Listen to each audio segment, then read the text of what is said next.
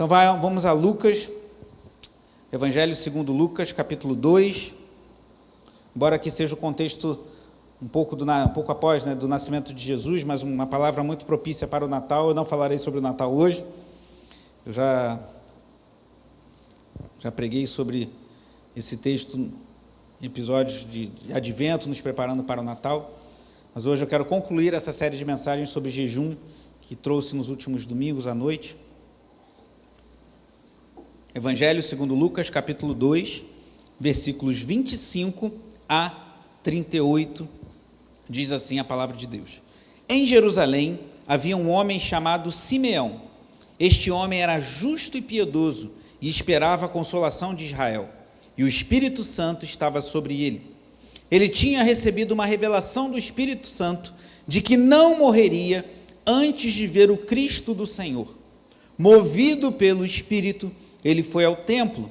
Quando os pais trouxeram o menino Jesus para fazerem com ele o que a lei ordenava, Simeão o tomou nos braços e louvou a Deus, dizendo: Agora, Senhor, podes despedir em paz o teu servo, segundo a tua palavra, porque os meus olhos já viram a tua salvação, a qual preparaste diante de todos os povos, luz para a revelação aos gentios e para a glória do teu povo de Israel. E o pai e a mãe do menino estavam admirados com o que se dizia a respeito dele. Simeão os abençoou e disse a Maria, mãe do menino: Eis que este menino está destinado tanto para a ruína como para a elevação de muitos em Israel, e para ser alvo de contradição, para que se manifestem os pensamentos de muitos corações. Quanto a você, Maria, uma espada atravessará a sua alma. Havia uma profetisa chamada Ana, filha de Fanuel, da tribo de Aser. Ela era bem idosa, tendo vivido com o marido 7 anos, desde que tinha se casado. Agora era viúva de 84 anos. Ela não deixava o templo, mas adorava noite e dia com jejuns e orações. E chegando naquela hora, dava graças a Deus e falava a respeito do menino a todos os que esperavam a redenção de Jerusalém. Oremos. Pai amado, Pai bendito, louvado seja o teu nome, Senhor, pela tua graça, pelo teu favor sobre nós, que somos privilegiados, como dizia o diácono Marcos, de podermos nos reunir como igreja para te adorar. E, Senhor, sabemos que é uma bênção podermos transmitir o culto, ouvirmos gravações de pregações, louvores, mas nada substitui estarmos juntos, unidos, olhando nos olhos uns dos outros, abraçando uns aos outros, cantando junto ao Senhor, orando juntos, Deus. Eu te agradeço por essa oportunidade rica de estar aqui com os meus irmãos, de poder servi-los com a tua palavra, que o teu Espírito Santo ministre poderosamente aos nossos corações, e que gere em nós mais fome e sede do Senhor, Deus, mais fome e sede do nosso Deus amado, e daquilo, Senhor, que concerne ao teu reino, da tua palavra, da oração, da evangelização, da comunhão com os santos, da adoração, em nome de Jesus, Espírito de Deus, que o Senhor faça com que saiamos daqui com fome e sede de ti, saiamos daqui, como diz o salmista, a minha alma é como uma terra seca, sedenta pelo Senhor, como a corça anseia pelas águas, assim eu tenho sede do Deus vivo. Que assim tenhamos amor e a sede por ti, acima de qualquer afeição de nossa vida, de qualquer afeição da nossa alma, que desejemos ao Senhor acima de tudo, mais do que tudo, com tudo que temos e somos, em nome de Jesus. Amém. Os irmãos podem sentar.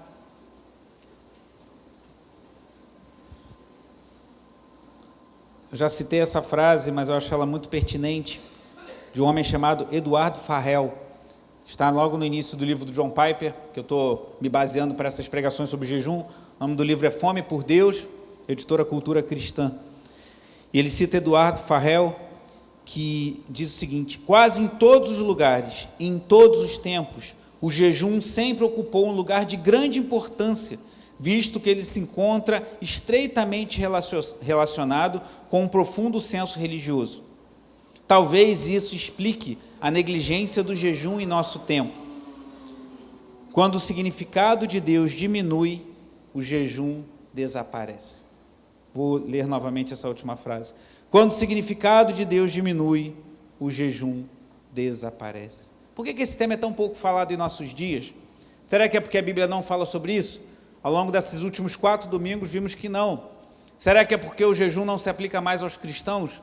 Também vimos que eu creio que não é uma prática como a oração e a palavra, que o crente deve ter contato diariamente com a oração e com a palavra de Deus, com o louvor, com a adoração, com o culto semanalmente. O jejum, eu creio que é algo mais esporádico e cada um vai fazer de acordo com aquilo que o Espírito Santo ministrar ao seu coração, ou numa conclamação, como falarei sobre isso mais à frente, de um período, de uma temporada de jejum por um período específico, no caso, orando pela nossa igreja aqui do Anil.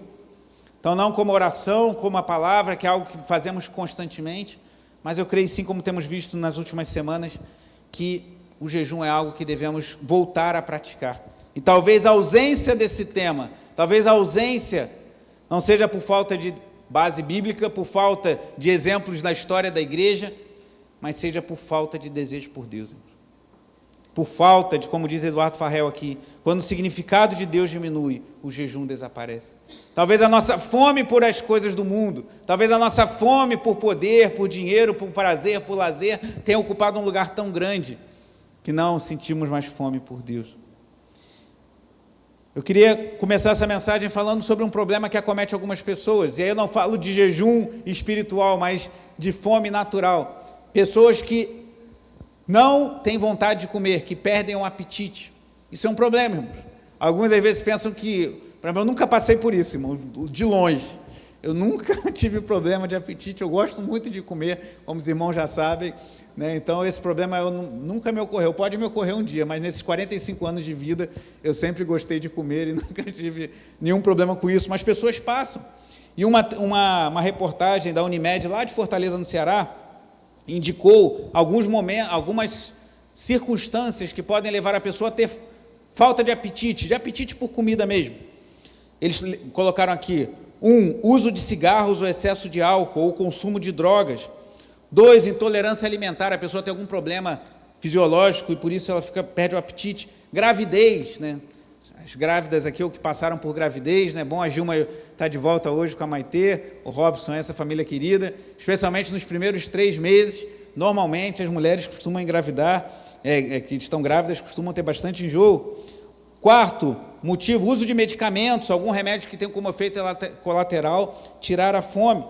5, desequilíbrio hormonal, como problema de tireoide, pode afetar na falta de apetite. 6, doenças crônicas como diabetes, câncer, distúrbios cardíacos, podem gerar falta de apetite. 7, fatores psicológicos como estresse, ansiedade e depressão. Às vezes a pessoa deprimida perde a vontade de tudo, inclusive o apetite, a vontade de comer. E 8, e último, distúrbios alimentares como anorexia ou bulimia nervosa. E ele diz aqui, é importante não confundir a anorexia, a ausência de fome, com o transtorno alimentar da anorexia nervosa, que é quando a pessoa sente fome, mas opta por não comer ou vomita as refeições para não ganhar peso. Você já deve ter ouvido sobre isso, especialmente entre jovens, meninas, adolescentes, que estão deixando de comer ou até fazem força para vomitar na ânsia de ter um corpo perfeito, de ter um corpo. E isso é um problema muito sério dos nossos dias. Então, são vários os motivos que podem levar uma pessoa a não ter fome de um alimento, a perder o apetite. Deixa eu ver se eu acho aqui, eu anotei. A gente fala de anorexia, que é esse problema que é mais comum, mas existe um outro problema chamado hiporexia, que afeta idosos, é quando pessoas de idade avançada, né, a Vitória está fazendo assim, deve conhecer, né, o pessoal mais da área de saúde conhece esses termos. Hiporexia é quando a pessoa de idade perde o apetite, isso acomete alguns idosos, é a redução ou falta de apetite no idoso. Então, há vários motivos que levam pessoas a perderem a vontade de comer. Mas o que leva pessoas a perderem vontade? O desejo daquilo que concerne ao reino de Deus. O desejo de estar na presença de Deus. O desejo de anelar a Deus acima de todas as coisas. Como temos visto, os exemplos de jejum no Antigo Testamento são fartos. E há exemplos também no Novo Testamento, como eu falei na semana passada, dos textos de Atos 13 e Atos 14, quando diz que a igreja se reuniu e orou, e adorando a Deus em oração e jejum, o Senhor separou Saulo e Barnabé para a missão, e eles foram enviados. Depois, no capítulo 14, a igreja também estava jejuando para levantar presbíteros para as igrejas plantadas por aquela missão. E no Antigo Testamento temos vários exemplos. Vamos ver alguns em momentos críticos, em momentos cruciais, em que o povo abriu mão do alimento para buscar a Deus, em que o povo teve mais fome da presença e da intervenção de Deus na história do povo de Deus do que a fome do próprio alimento. Segundo Crônicas, capítulo 20, ainda nessa introdução, queria lembrar de alguns episódios. Segundo Crônicas 20,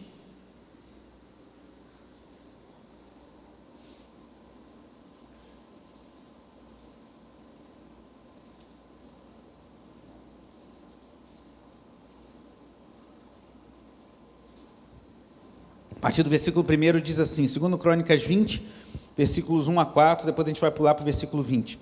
Depois disto, os filhos de Moabe e os filhos de Amon, com algum dos meunitas, vieram para fazer guerra contra Josafá. Então vieram alguns que avisaram Josafá, dizendo, uma grande multidão está vindo contra Judá, do outro lado do mar morto, da Síria, eis que eles já estão em Azazon Tamar, que é em Gedi.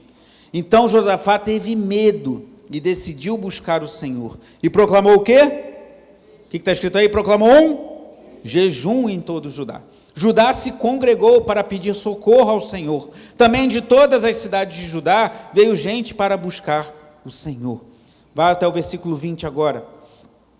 Na manhã seguinte, levantaram cedo e foram para o deserto de Tecoa. Ao saírem, Josafá se pôs em pé e disse, escutem, povo de Judá e moradores de Jerusalém. Esse versículo é lindo, é muito conhecido. Leia comigo o final do versículo 20, perdão. Creiam no Senhor seu Deus, e vocês estarão seguros.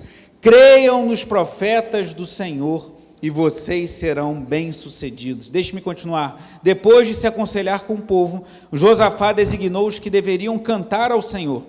Vestidos de ornamentos sagrados e marchando à frente do exército, deveriam louvar a Deus, dizendo, leia comigo o que eles cantavam, deem graças ao Senhor, porque a sua misericórdia dura para sempre. Deixa eu continuar. No momento em que eles começaram a cantar e dar louvores, o Senhor pôs emboscadas contra os filhos de Amon e de Moabe e os do monte Seir que vieram contra Judá e foram derrotados, porque os filhos de Amon e de Moabe se levantaram contra os moradores do monte Seir para os destruir e exterminar. E quando eles tinham acabado com os moradores de Seir, atacaram e destruíram uns aos outros. Quando os homens de Judá chegaram a um lugar alto, de onde se pode olhar para o deserto, procuraram ver a multidão, e eis que somente avistaram cadáveres estendidos no chão, e não havia nenhum sobrevivente. Uma guerra difícil, uma situação dramática em Judá, povos cercando. O que Josafá fez? Conclamou um jejum, eles clamaram a Deus, creram no Senhor, levantaram louvores a Deus. Então, enquanto eles cantavam louvores a Deus, eles adoravam a Deus, os povos inimigos começaram a lutar entre eles e não houve mais nenhum sobrevivente, como lemos aqui. Há um texto que eu gosto muito, não precisa abrir, mas se você quiser ler depois, em Isaías capítulo 30, diz que ao som dos tamborins, ao som dos louvores, o Senhor castigará os seus inimigos com a vara. Então, quando nós estamos cantando, louvando ao Senhor com alegria, Deus às vezes está operando guerras em nossa vida e a gente não tem nem noção disso. Avance um pouquinho para Esdras. Neemias também, se você quiser ler depois, dedicou um tempo em jejum, mas vai a Esdras capítulo 8. O jejum junto ao rio Ava. O irmão Paulo pregou sobre esse texto algum tempo atrás.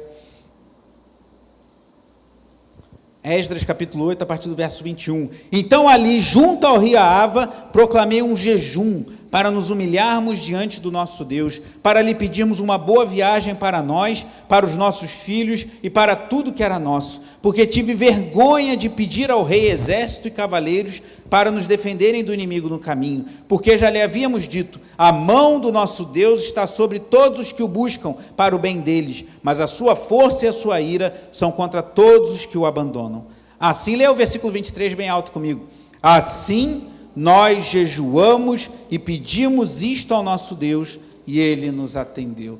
Diante de uma viagem perigosa, de uma viagem arriscada, Esdras buscou refúgio não no rei, mas ele buscou refúgio no Rei dos Reis, em jejum e oração, e Deus o atendeu. Vá comigo, vamos sim passar rapidamente por Neemias, capítulo 1.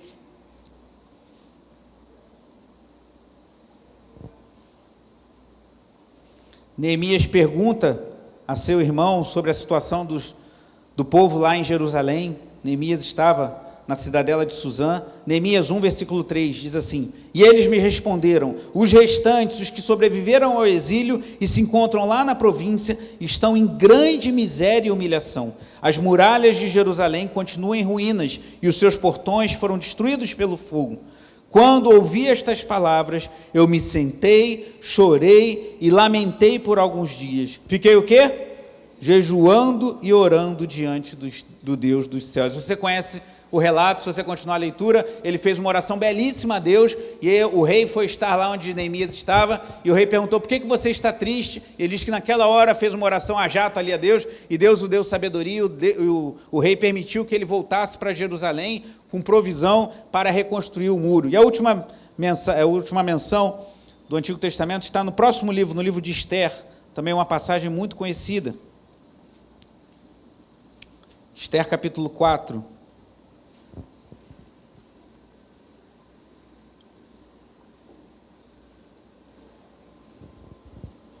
Esther capítulo 4, a partir do versículo 15.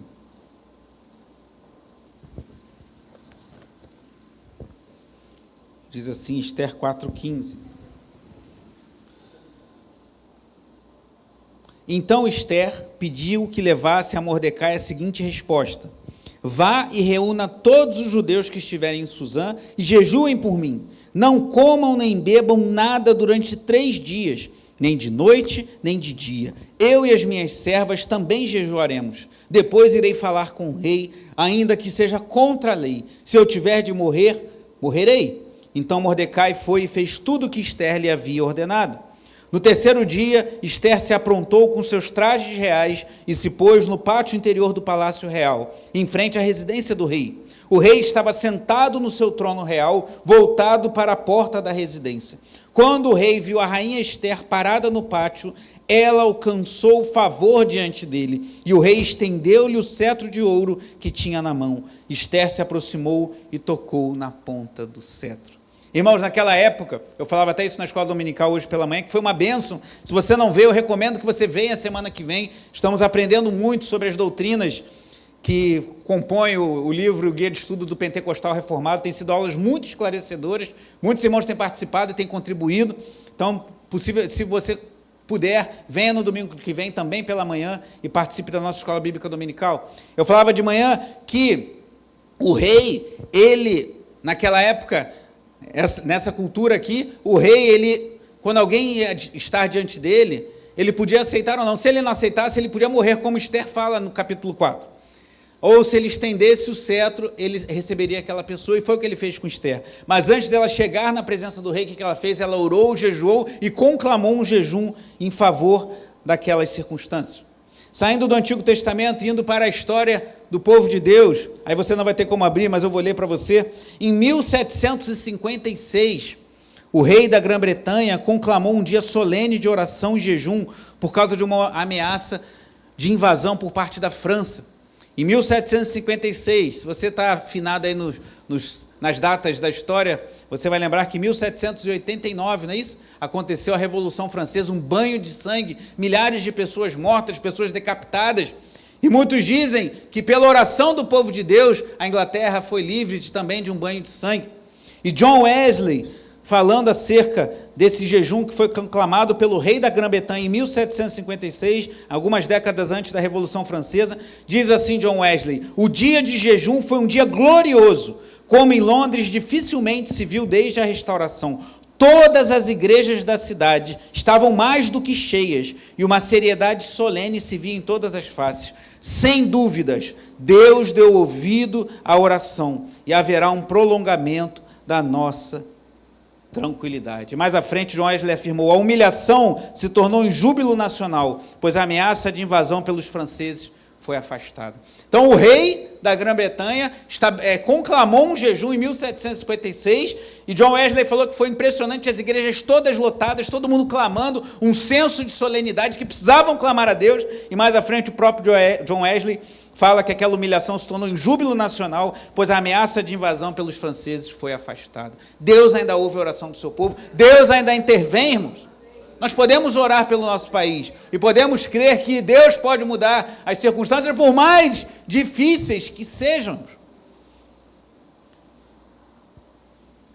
Mas o jejum que eu queria falar essa noite não é o jejum de Josafá, que vimos em 2 Crônicas 20, diante de uma ameaça terrível de povos inimigos. Ele conclamou um jejum e aí Deus operou e aqueles povos brigaram entre eles, amonitas, moabitas, meunitas, e a ameaça foi afastada. Não é o jejum estabelecido por Esdras, ali no rio Ahava, para fazer a travessia em segurança, e ele clamou a Deus e Deus permitiu que ele chegasse em segurança ao seu destino. Não é o jejum de Neemias, que ficou muito triste ao saber da miséria do povo em Jerusalém, e clamou ao Senhor e jejuou a Deus, e Deus permitiu que ele tivesse favor diante do rei, que permitiu que ele fosse a Jerusalém, com provisões, e ele estabeleceu em 52 dias um muro, fazendo uma proteção para a cidade do Senhor, para a cidade de Davi. Não é o jejum de Esther, que, como vimos aqui, falou, orem, jejuem para que eu alcance o favor do rei. Ela chegou diante do rei, o rei estabeleceu o cetro, e ali você conhece a história, tudo convergiu para que os judeus pudessem reagir às ameaças e fossem preservados. Isso gerou até uma festa entre os israelitas, chamado Dia do Purim, porque a sorte foi lançada para estabelecer aquele dia. Não é o jejum dos britânicos, que para que a França não invadisse a Inglaterra, e assim, tendo livrado aquele povo no século XVIII de um banho de sangue, mas é um jejum de um homem e de uma mulher piedosos, chamados Simeão e Ana, como lemos na entrada. Simeão e Ana não estavam diante de uma ameaça militar, Simeão e Ana não estavam diante do risco de invasão de um outro povo, Simeão e Ana não foram se colocar diante de nenhum rei. Então, por que eles jejuavam? Uma nota de rodapé, a Bíblia não fala que Simeão jejuava, fala que Ana jejuava. Mas eu estou partindo da premissa que ele possivelmente jejuava, porque era uma prática dos judeus. Se você for lá em Mateus capítulo 6, Jesus trata sobre isso, as 3 práticas piedosas do povo judeu: dar esmolas, orar e jejuar. E Jesus trata das 3 em Mateus capítulo 6. Então é muito provável que Simeão fosse um homem dedicado à oração, um homem piedoso, que também fazia jejuns com alguma frequência. E acerca de Ana, aquela idosa com mais de 80 anos, a Bíblia fala claramente que ela se dedicava em jejum. E volte comigo ao texto de início, Lucas capítulo 2.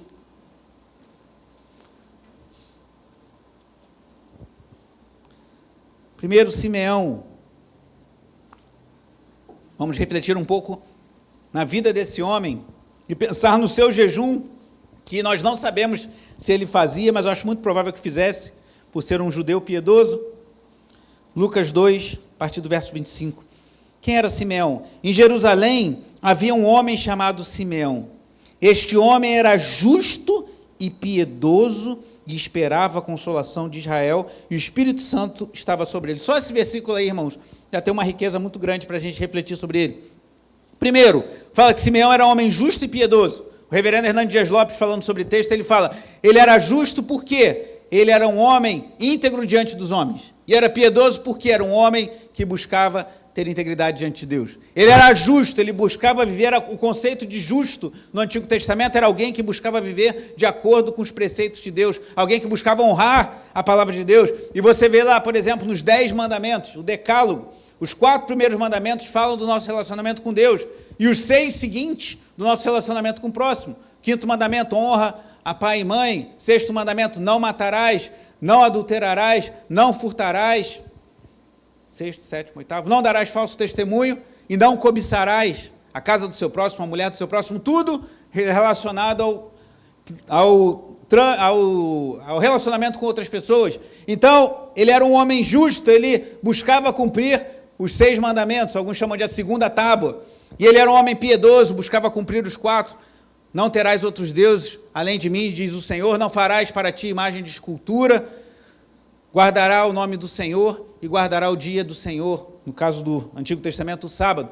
Então ele era um homem justo, ele buscava fazer as coisas corretas. E aqui eu aprendo com o Simeão, que não tem esse papo de, fulano é muito espiritual, ele ora muito bem, ele evangeliza, ele não paga as pessoas direito, ele não cumpre os horários no trabalho, ele falta de vez em quando e bota um atestado, mas ele é uma bênção, um homem de oração. Isso não funciona, irmãos.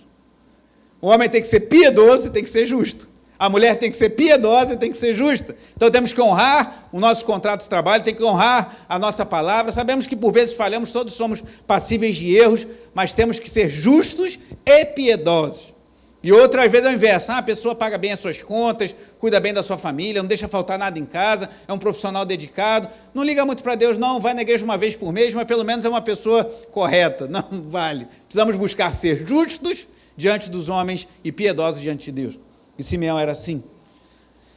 Mas o texto também diz que o Espírito Santo estava sobre ele. O Espírito Santo aqui ainda não havia sido derramado, o que aconteceu em Atos capítulo 2. Jesus subiu aos céus e o Espírito Santo foi enviado. Aqui isso não tinha acontecido. Então, no contexto aqui ainda do Antigo Testamento, o Espírito Santo visitava pessoas de forma pontual. Mas aqui diz que o Espírito Santo estava sobre Simeão. Mas o que eu queria chamar mais atenção é que está bem no miolo do versículo 25 aí, que diz que ele esperava a consolação de Israel. O seu coração anelava pela visitação do Senhor. O seu coração desejava que o Messias chegasse. Era isso que ele mais desejava. Simeão, vamos conjecturar que ele jejuava, porque eu creio que ele assim fazia, embora o texto aqui não fale isso.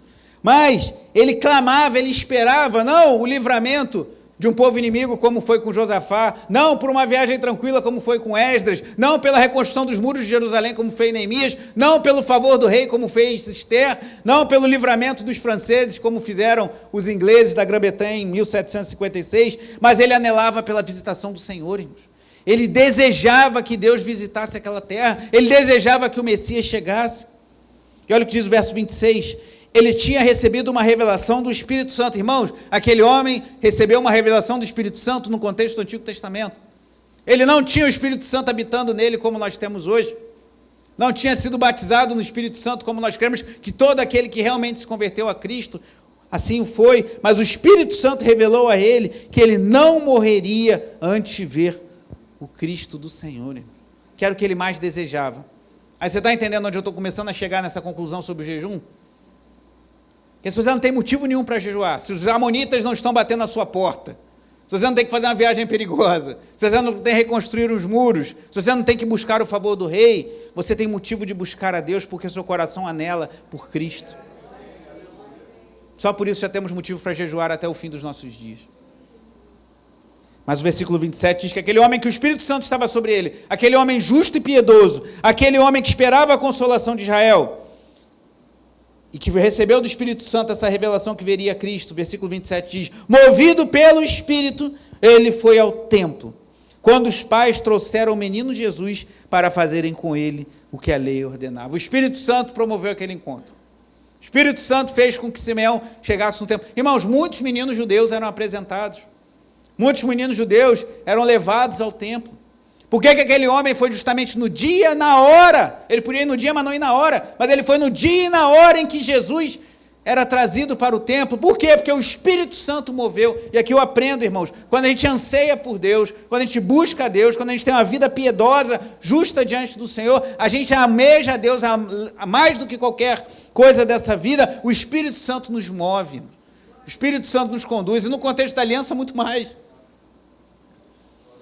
E aí o versículo 28 diz, olha que tremendo isso, Simeão o tomou nos braços e louvou a Deus dizendo, Nunc dimittis, é o nome em latim dessa oração que virou um cântico, agora, Senhor, podes despedir em paz o teu servo, segundo a tua palavra, porque os meus olhos já viram a tua salvação, a qual preparaste diante de todos os povos, luz para a revelação aos gentios e para a glória do teu povo de Israel. Uma citação de Isaías, que Israel seria luz para os gentios.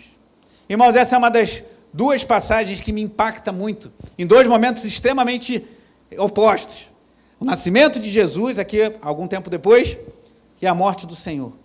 Dois homens que viram Jesus em condições que talvez nenhum de nós diria que ele era o Messias.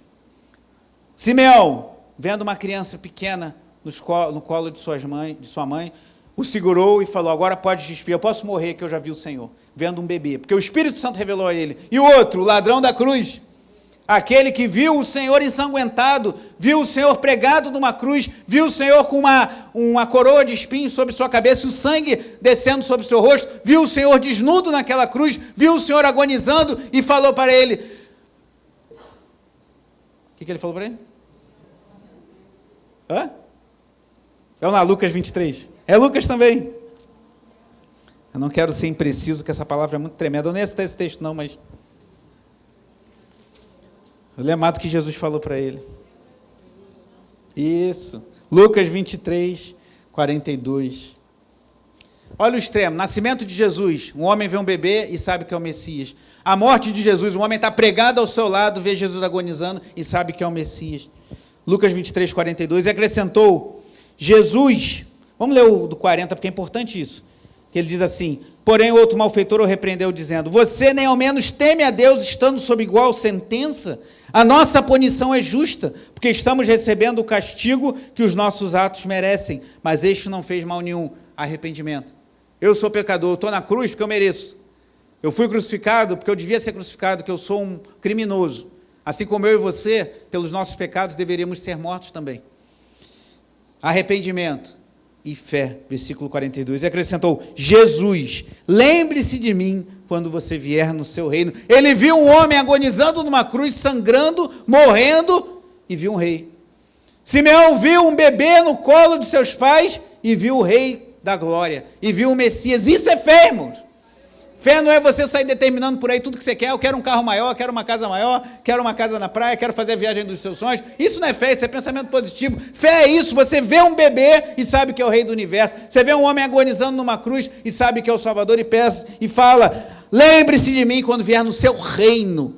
Ele sabia que aquele homem era o Messias e ele viria no seu reino. Ao que Jesus respondeu, em verdade lhe digo que hoje você estará comigo no paraíso. Que tremendo. Mas voltando lá a Simeão, versículo 33, o pai e a mãe do menino estavam admirados com o que se dizia a respeito dele. Simeão os abençoou e disse a Maria, mãe do menino, ainda profetizou, eis que este menino está destinado tanto para a ruína, como para a elevação de muitos em Israel, e para ser alvo de contradição, para que se manifestem os pensamentos de muitos corações. Quanto a você, Maria, uma espada atravessará a sua alma, falando da morte do Senhor, que Maria contemplou. Jesus veio para isso, irmãos. Tem muita gente que hoje fala que não, é importante a gente evangelizar para todo mundo se converter e saber que Jesus é o amor, todo mundo aceitar. Nem todos vão aceitar Jesus. O inferno tem as suas cadeiras para serem ocupadas. Pessoas vão rejeitar Jesus, pessoas vão negar Jesus, pessoas não vão querer saber de Jesus. E ele vai ser alvo de contradição, ele vai ser alvo de ruína para muitos. Mas para nós que fomos alcançados pela graça do Senhor, ele é a nossa salvação. Simeão vivia uma vida piedosa, sem precisar ter nenhum exército contra ele. E Ana, como falei, por favor, não coloquem palavras em meus lábios. A Bíblia não diz que Simeão jejuava, mas eu acho quase certo que ele assim fazia, pela prática do judeu da época, e por ser um homem piedoso como assim era. E agora aparece aqui a figura de Ana, versículo 36. Havia uma profetisa chamada Ana, filha de Fanuel, da tribo de Azer. Ela era bem idosa, tendo vivido com o marido 7 anos desde que tinha se casado. Agora era viúva de 84 anos. Ela não deixava o templo, mas adorava noite e dia, com o quê? Jejuns e orações. E chegando naquela hora, dava graças a Deus e falava a respeito do menino a todos os que esperavam a redenção de Jerusalém.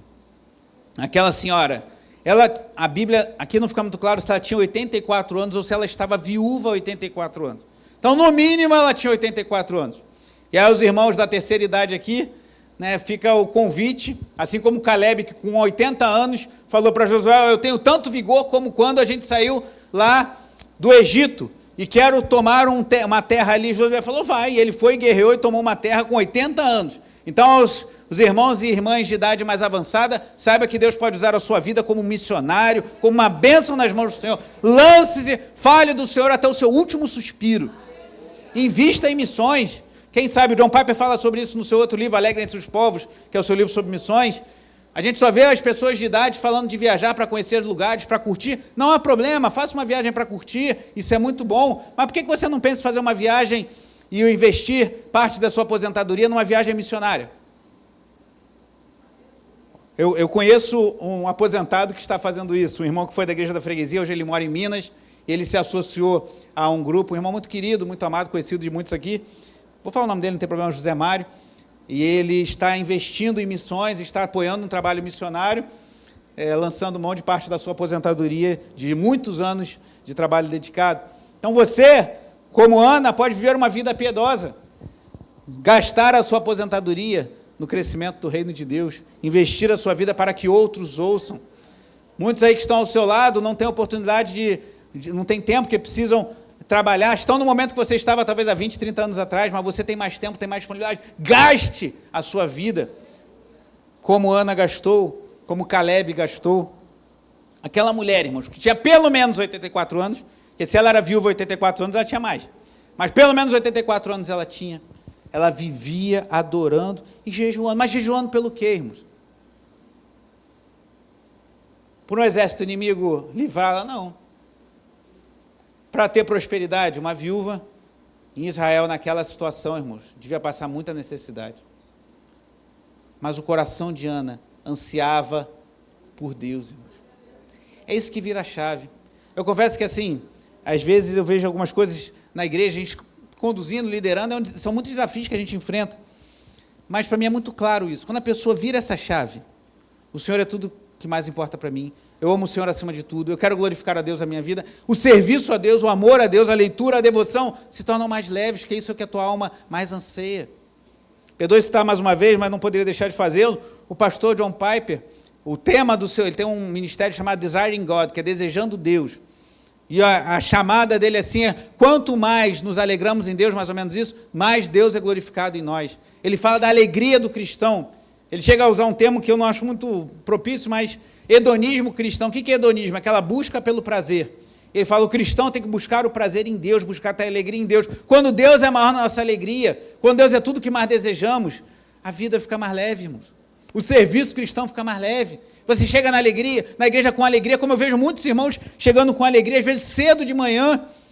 Hoje eu cheguei aqui, eu estou tentando, irmão, mas não estou com dificuldade de ser o primeiro a chegar nessa igreja. É muito difícil, irmão.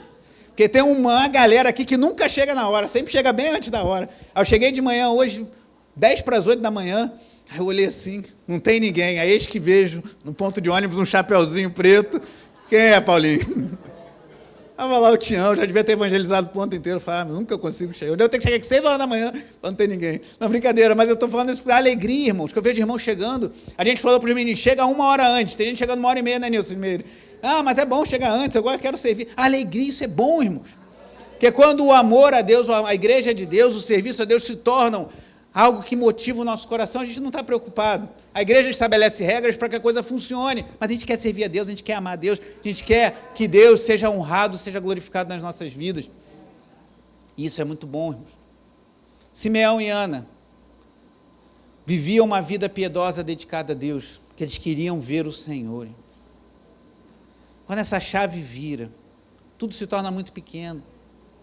Mas se você soubesse o que o meu chefe falou para mim, se soubesse o que a minha esposa falou para mim, nós nos chateamos, nos aborrecemos com pessoas, com situações, mas quando o anelo da nossa alma é por Cristo, como disse Jonathan Edwards, as nossas afeições, o nosso coração anseia a glória de Deus mais do que qualquer coisa, irmãos.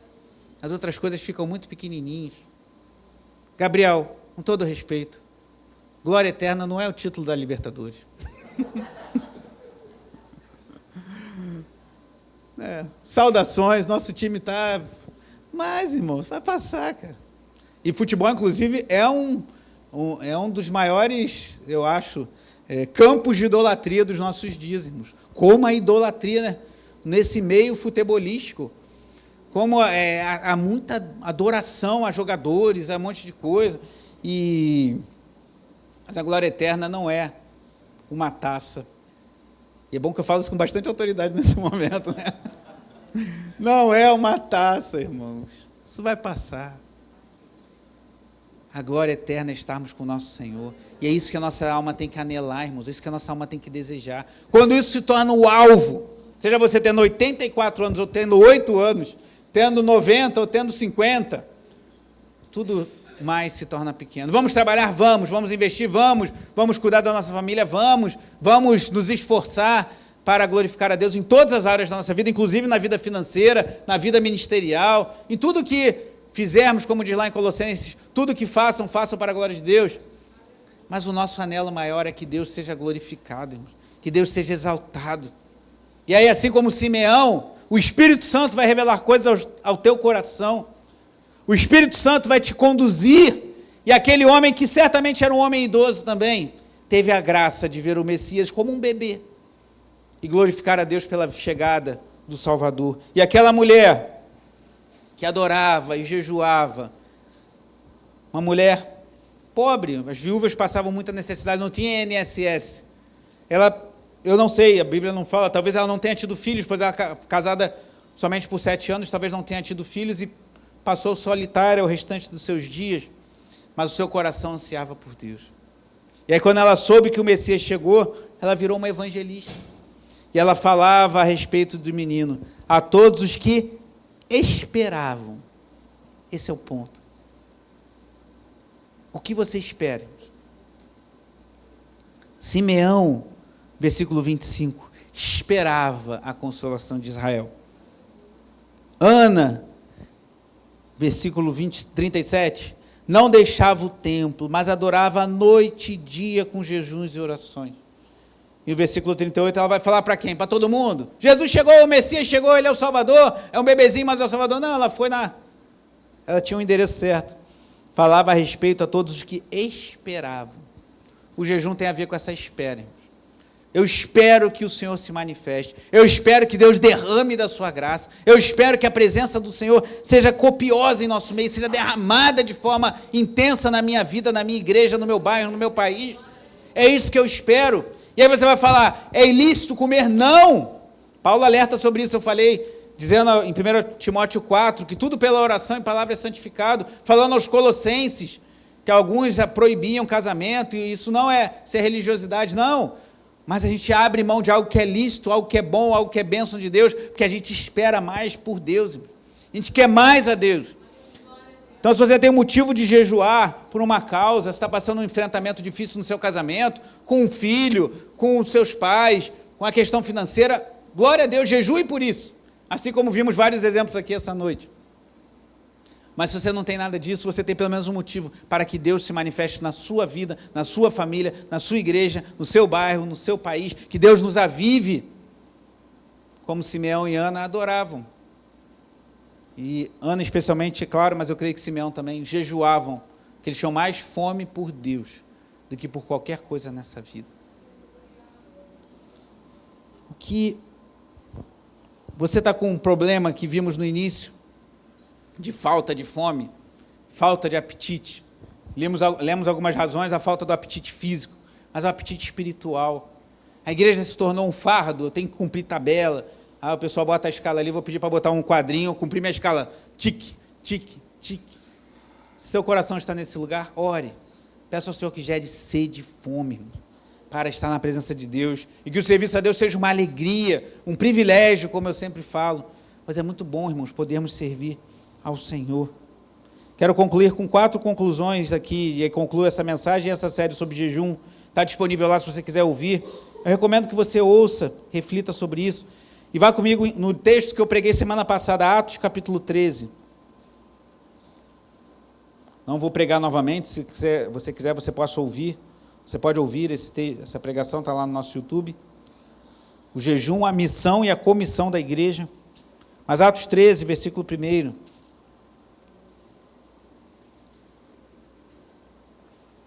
Diz assim: havia na igreja de Antioquia profetas e mestres, Barnabé, Simeão, chamado Níger, Lúcio de Cirene, Manaém, que tinha sido criado com Herodes, o tetrarca, e Saulo, 5 homens, possivelmente a liderança daquela igreja em Antioquia.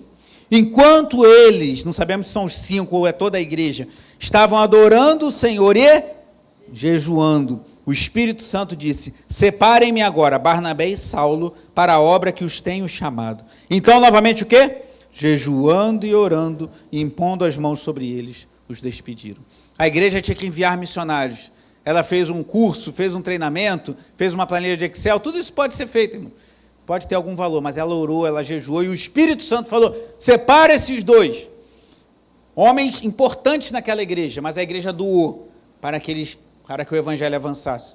E o pastor John Piper, falando sobre esse texto, ele tira 4 conclusões, e com elas eu quero concluir essa série de mensagens sobre jejum. Primeira, esse jejum de Atos 13, assim como o de Atos 14, quando eles foram colocar presbíteros sobre aquela igreja, esse jejum foi feito depois da vinda de Cristo. Lá no início dessa série eu falei que em Mateus 9, Jesus conta uma parábola que pergunta a ele, por que os discípulos de João jejuam, os discípulos dos fariseus jejuam e os teus não jejuam? Aí ele fala, quando o noivo for tirado, jejuarão. E alguns entendem que era um momento em que Jesus morria até a sua ressurreição, mas nós cremos que não, e uma das evidências é essa, porque o povo está jejuando aqui e Jesus já subiu aos céus há muito tempo. Jesus, quando fala em Mateus 6, falei sobre esse texto também, quando jejuarem, não farão como os hipócritas. Então a gente entende que Jesus está falando, os meus discípulos vão jejuar. Quando jejuarem, façam assim. Então, primeiro ponto, esse jejum foi feito depois que Jesus subiu aos céus. Então, eu creio que é mais um reforço de que nós podemos jejuar hoje também. Segundo, esse era um jejum comunitário. Então, não há problema quando eu falei sobre Mateus 6, que Jesus falou para a gente não jejuar como os hipócritas, ficar se desfigurando, para as pessoas ficarem com pena de nós, e falarem, olha como ele é piedoso, como ele é bonzinho, como ele é espiritual, ele está lá morrendo de fome, babando, andando assim. Não faça isso. Mas também não é pecado você dizer para alguém que você está jejuando. Você toma café falei sobre isso, todo culto você chega ali e toma um cafezinho. Um dia você não tomou, e a pessoa falou, por que você não vai tomar o café? Mas você gosta de café? Você pode falar, não, irmão, eu estou num propósito de jejum, não é pecado. Se você não estiver fazendo isso para aparecer, não tem problema. E uma evidência aqui é que esse era um jejum comunitário. Os 5 líderes, ou quiçá a igreja inteira, estavam juntos orando. Então não tem problema nenhum nos reunirmos e fazermos um jejum como faremos nas próximas semanas. Terceiro ponto, esse jejum era uma ocasião em que eles precisavam de uma orientação especial do Espírito Santo. E aqui é um ponto que eu vou falar muito nas próximas semanas, em que dedicaremos um tempo, uma temporada de jejum e oração pela nossa igreja. Há muita coisa que nós sabemos que devemos fazer como igreja. A Bíblia nos dá várias dicas, eu falei há pouco sobre 1 Coríntios 16, mostrando que na igreja primitiva havia coleta de ofertas, havia pregação da palavra, havia louvor a Deus. Há muita coisa que a gente já sabe, já está revelado que a gente deve fazer. Mas a gente tem 5 pessoas na igreja e precisa mandar missionários, quem vai mandar? A Bíblia não diz. Eles oraram, jejuaram, o Espírito Santo direcionou, Saulo e Barnabé. Se a gente precisa mudar de um imóvel e precisamos da direção de Deus para isso, vamos orar. Se nós precisamos instituir novas lideranças na igreja, por exemplo, se precisamos instituir novos diáconos, 1 Timóteo 3 dá as características dos diáconos. Está tudo lá. Os homens precisam se enquadrar naquilo ali. Beleza, mas você tem na igreja vários homens que se enquadram naquele ali. Quais serão chamados ao diaconato? Quais serão chamados ao ministério pastoral? Como é que a gente vai saber disso? Lendo a Bíblia, sim, os parâmetros estão lá.